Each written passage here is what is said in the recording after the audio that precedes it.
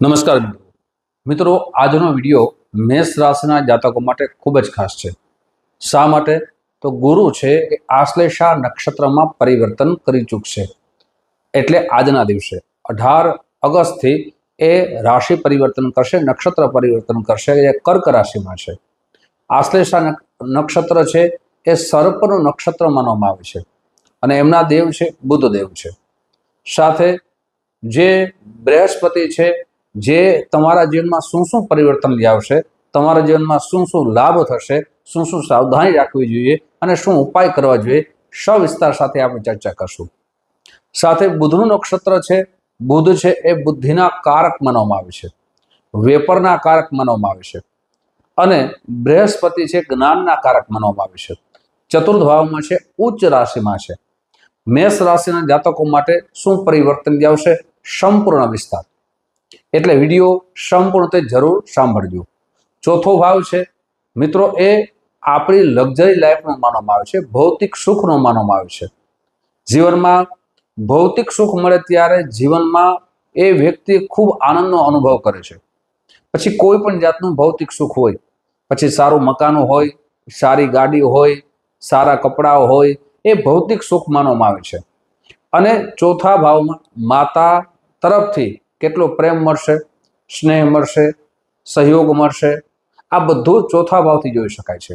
અને બૃહસ્પતિ ઉચ્ચ રાશિમાં બેઠા છે. ઉચ્ચ રાશિમાં જે ગ્રહ ઉચ્ચ રાશિમાં હોય એનું વિશેષ ફળ આપે છે. બૃહસ્પતિ એક રાશિમાં આવતા બીજી રાશિમાં આવતા 1 વર્ષ લાગે છે.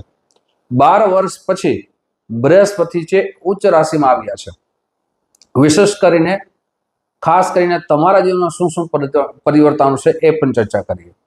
આપણી મેષ રાશિ છે.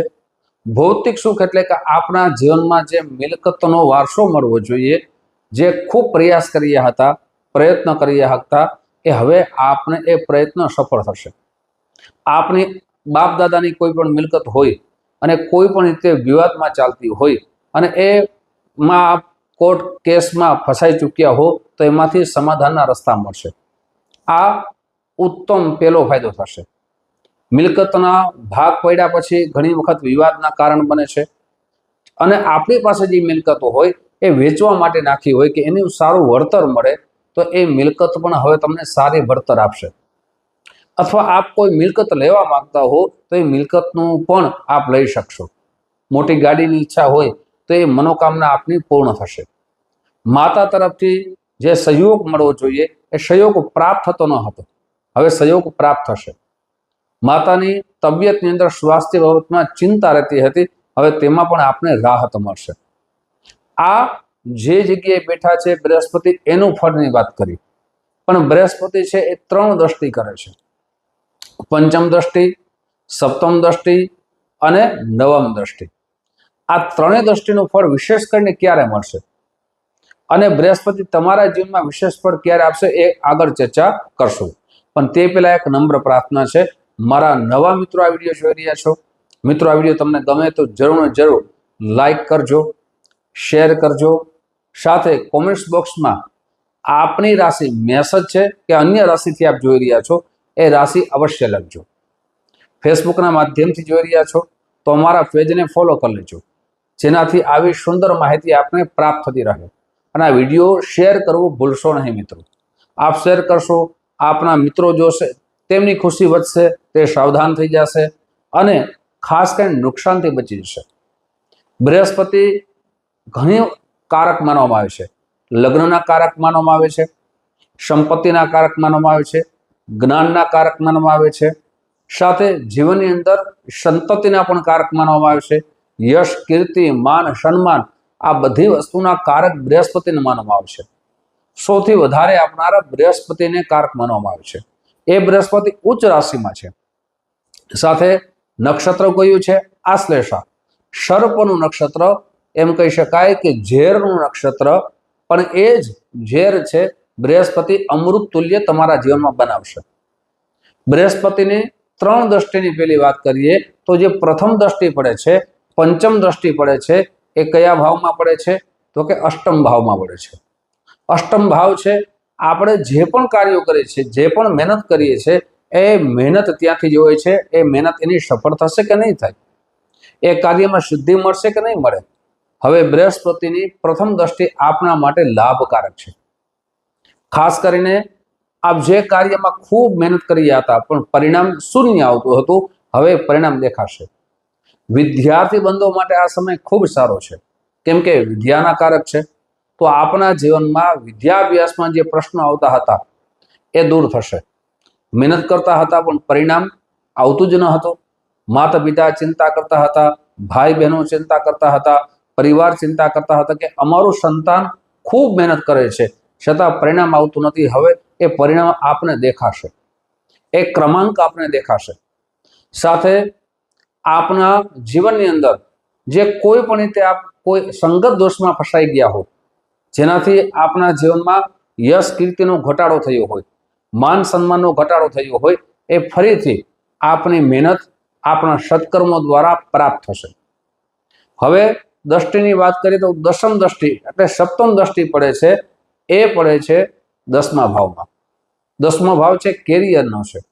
આપણા જીવનનું જે કેરિયર બનાવી ઉજ્જવળ તક છે એ કેરિયર દ્વારા મળે છે. 10મો ભાવ છે એ પિતાનો પણ અને કર્મનો પણ માનવામાં આવે છે. પિતા તરફથી સહયોગ મળશે. પિતા તરફથી આપને જે પોતાનો ધંધો હોય અને એ સંતાનોને સોંપે એના તરફથી પૂર્ણ રીતે સહયોગ મળશે. સાથે સફળતાની પ્રાપ્તિ આપને થશે. નોકરી કરતા હશો પણ નોકરીમાં પહેલા શું થતું હતું કે આપના સહકર્મચારી, આપણી સાથે જે મિત્રો, આપ જ્યાં નોકરી કરો છો, બેન્કિંગમાં નોકરી કરો છો, અન્ય ક્ષેત્રમાં નોકરી કરો છો, પણ લાભ થતો ન હતો. આપના જે આગળના જે છે એ આપણાથી આગળ વધી જતા હતા. હવે આપ પણ આગળ વધશો, આપનું પણ પ્રમોશન થશે. સાથે 12મા ભાવમાં દ્રષ્ટિ કરી રહ્યા છે. 12મો ભાવ છે વિદેશ યાત્રાનો માનવામાં આવે છે. વિદેશી યાત્રાથી આપની સફળતા મળતી ન હતી. આપ નોકરી કરો છો પણ કાયમી થતા ન હતા, અથવા આપ વિદેશમાં જવાની ઈચ્છા હતી પણ આપનું એ વિદેશમાં કોઈ પણ રીતે રૂકાવટ આવતી હતી, એ રૂકાવટ દૂર થશે. આપ વિદેશમાં કોઈ બિઝનેસ કરો છો પણ બિઝનેસમાં આપણને સફળતા મળતી ન હતી, હવે એ સફળતા આપને દેખાશે અને મળશે. આપ આધ્યાત્મિક બનશો, સારા કાર્ય કરશો, સેવાના કાર્ય કરશો અને સેવાના કાર્યના માધ્યમથી આપણા જીવનમાં યશ કીર્તિનો વધારો થશે.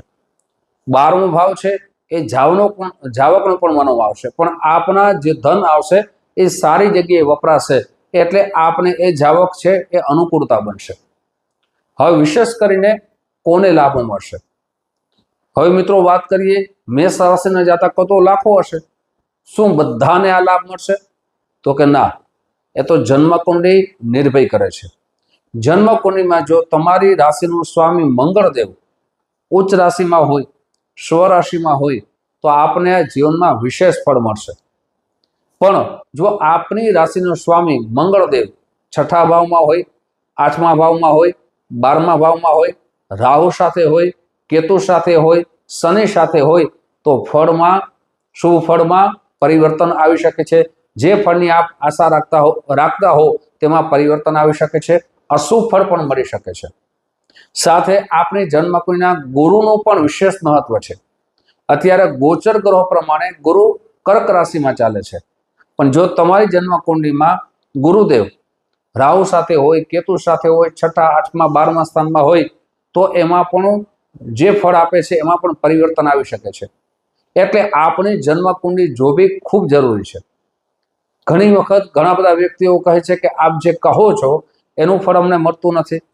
તો ગોચર ગ્રહો સારા હોય પણ જન્મ ગ્રહો સારા ન હોય તો ફળમાં કમી આવી શકે છે. શુભ ને અશુભ બંને ફળ એ જન્મકુંડળીના આધાર ઉપર હોય છે.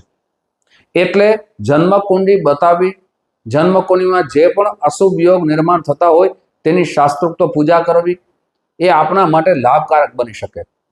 સાથે મિત્રો એક વખત હું દરેક વિડીયોમાં કહું છું, આ વાત બહુ જરૂરી છે એટલે કહું છું.